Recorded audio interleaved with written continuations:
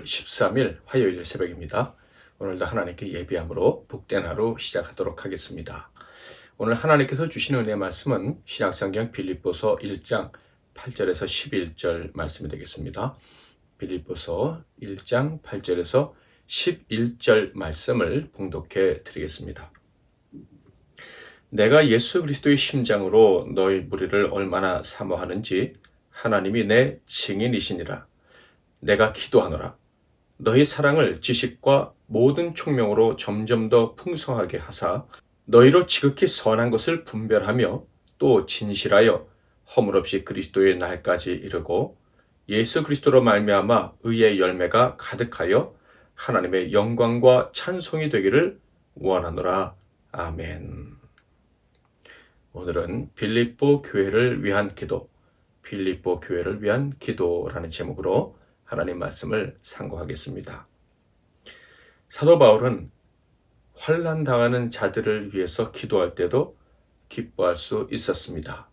환난 당하는 빌립보 교회를 위해서 그들을 그 환난에서 건져달라고 간절히 구할 때에도 그들을 생각할 때마다 기뻐할 수 있었는데 그 이유는 그들이 환난을 당한다 할지라도 그들의 상태가 나쁘게 변화되지 않을 것이다 라는 확신이 있었기 때문입니다. 그렇다면 어떻게 그런 확신이 있었습니까? 바로 사도 바울과 빌립보 교회 사이에는 참다운 그리스도인의 교제가 있었기 때문입니다.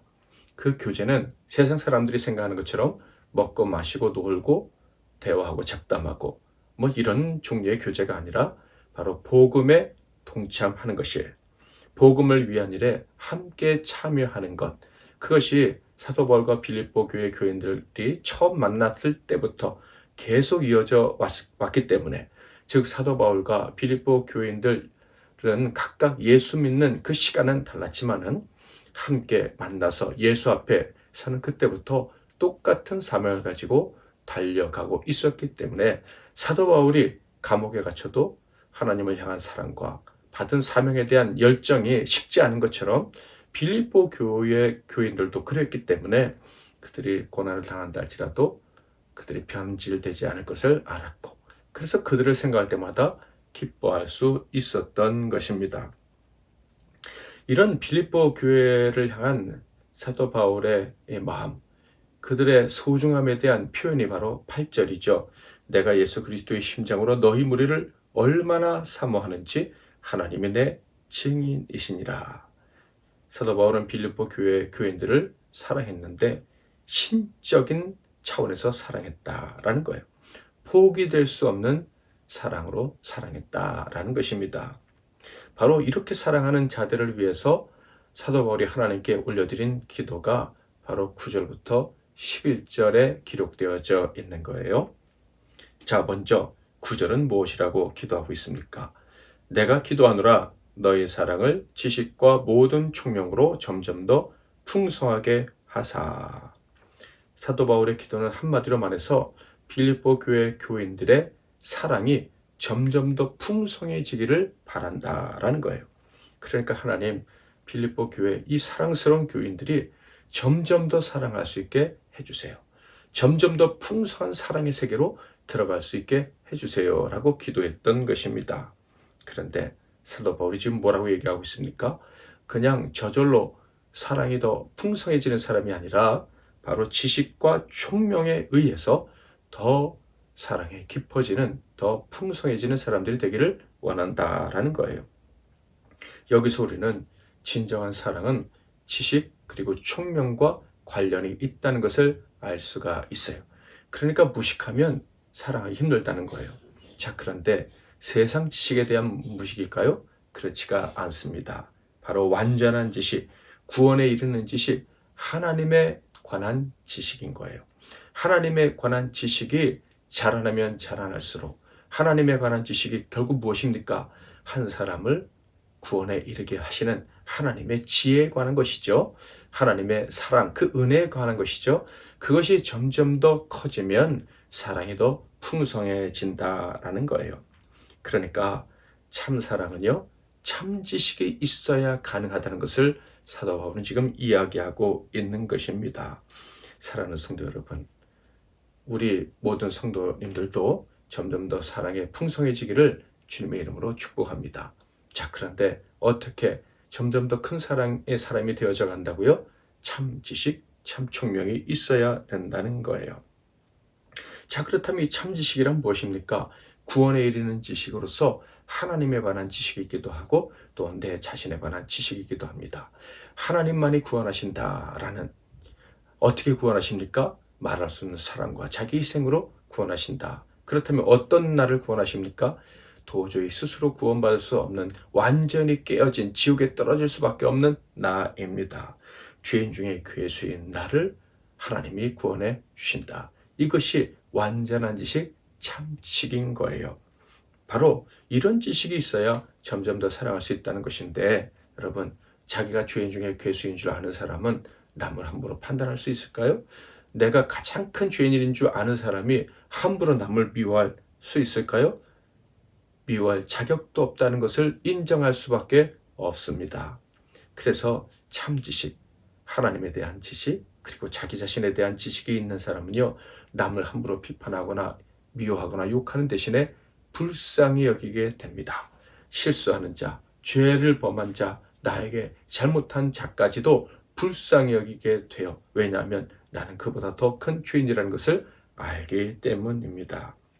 사랑하는 성도 여러분, 그러므로 지식, 총명, 그러니까 완전한 지식이 없으면 절대 사랑에 성공할 수 없다는 걸 알아야 됩니다. 내가 훌륭한 사람이 되고 내가 가진 것이 많고 내게 에너지가 넘치면, 내가 성공한 자가 되면 사랑할 수 있을 것이다. 하나님의 복을 많이 받으면 사랑할 수 있을 것이다. 이것은 완전히 잘못된 지식입니다. 이런 사랑의 자격에 대해서 오해하고 있다면, 사랑할 수 있는 능력자가 어떤 사람인지에 대한 잘못된 지식을 가지고 있다면 그는 완전히 사랑에 실패할 뿐만 아니라 실패한 신앙인, 실패한 인생이 될 수밖에 없습니다. 사랑하는 성도 여러분, 여러분은 점점 더 풍성한 사랑을 하고 있습니까?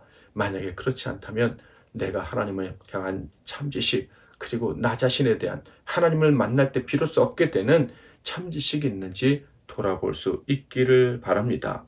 사랑에 식어가는 자신이 발견된다면 하나님께 매달려 부르짖어 기도해야 됩니다. 성령님, 저를 도와주셔서 참 지식을 갖게 하옵소서.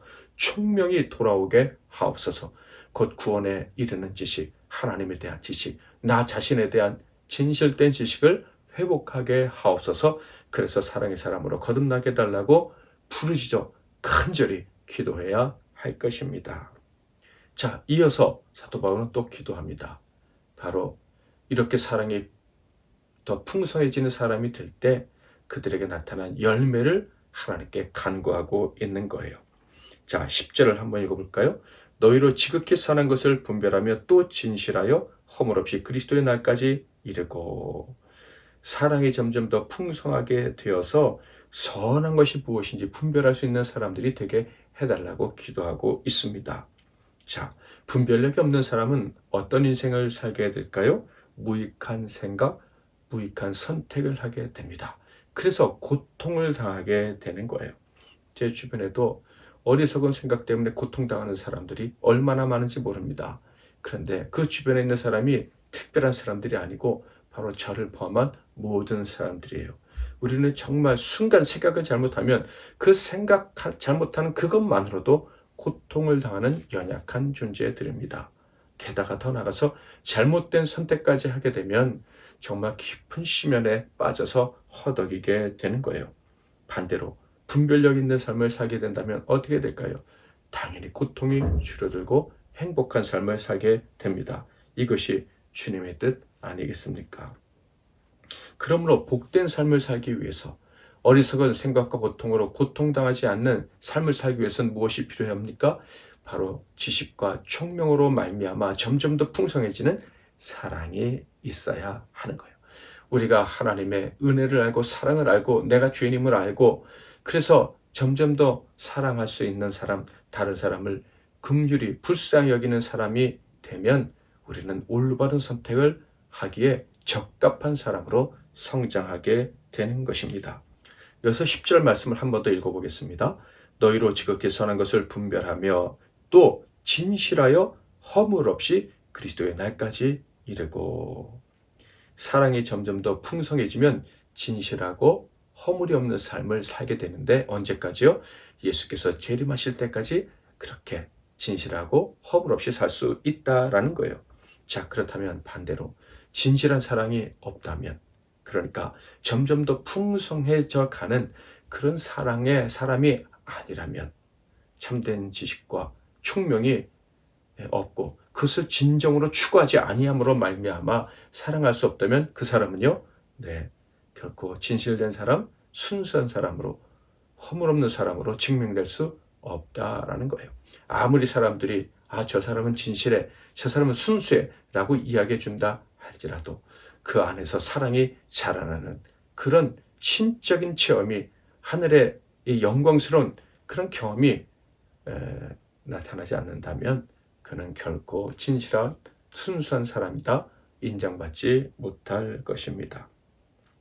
나아가 사랑이 풍성해지면 결국 하나님께 영광을 올려드리는 열매가 풍성한 인생이 된다라고 사도 바울은 이야기합니다. 11절, 예수 그리스도로 말미암아 의의 열매가 가득하여 하나님의 영광과 찬송이 되기를 원하노라. 사랑하는 성도 여러분, 사도 바울의 기도의 핵심이 무엇입니까? 한마디로 말한다면 사랑입니다. 갈라디아서 5장 22절부터 23절, 오직 성령의 열매는 하고 사도 바울이 이야기하는데, 그 열매는 한마디로 말하면 역시 사랑입니다. 참된 그리스도인은 성령의 사람이고 성령의 열매를 주렁주렁 맺어야 하는 사람입니다. 당연히 빌립보 교회 교인들도 성령의 사람이므로 성령의 열매를 맺어야 되는 거예요. 빌립보 교인들이 진리 안에서 사랑의 사람이 된다면 엄청난 복을 누리게 됩니다. 사도 바울은 바로 이런 복을 누릴 수 있게 해달라고 하나님께 간절히 기도한 것입니다. 진정으로 사랑할 수 있는 분별력이 저와 여러분에게 있기를 바랍니다. 헛된 생각, 헛된 선택으로 고통하지 말고, 모든 사람들과의 관계 속에서 하나님의 은혜가 임함으로 말미암아 점점 더 사랑하는 사람이 되어서, 모든 사람들을 점점 더 사랑할 수 있는 사람이 되어서 분별력을 가지고 그들을, 상대방을 생각하고 또 그들과 관련해서 선택함으로 말미암아 열매가 풍성한 인생, 하나님을 기쁘시게 해드리고 하나님을 영화롭게 해드리는 그런 인생들이 다 될 수 있기를 주님의 이름으로 축복합니다. 오늘도 우리 안에 진정한 사랑이 있는지 돌아보면서 하나님 말씀을 가르쳐 주시옵소서. 하나님의 뜻을, 그 구원의 지식을 하나님 제게 회복시켜 주셔서 점점 더 사랑하는 자가 되어 열매가 풍성한 복된 인생 되게 해달라고 기도할 수 있기를 주님의 이름으로 축복합니다. 기도하겠습니다. 오늘 추천 찬양은 세상 모두 사랑 없어입니다. 기도하겠습니다. 하나님 아버지, 오늘 사도 바울이 그토록 사랑했던 빌립보 교회 교인들을 위한 기도문을 묵상했습니다. 그 기도가 또한 우리를 위한 기도인 줄 믿고, 또 우리가 사랑하는 사람들을 위해서 하나님께 올려야 될 기도인 줄 믿습니다. 우리가 많은 날 동안 분별력이 없어서 잘못된 생각과 선택으로 나 자신이 고통당한 시간들이 얼마나 많으며, 또 다른 사람들을 힘들게 한 적이 얼마나 많이 있었습니까?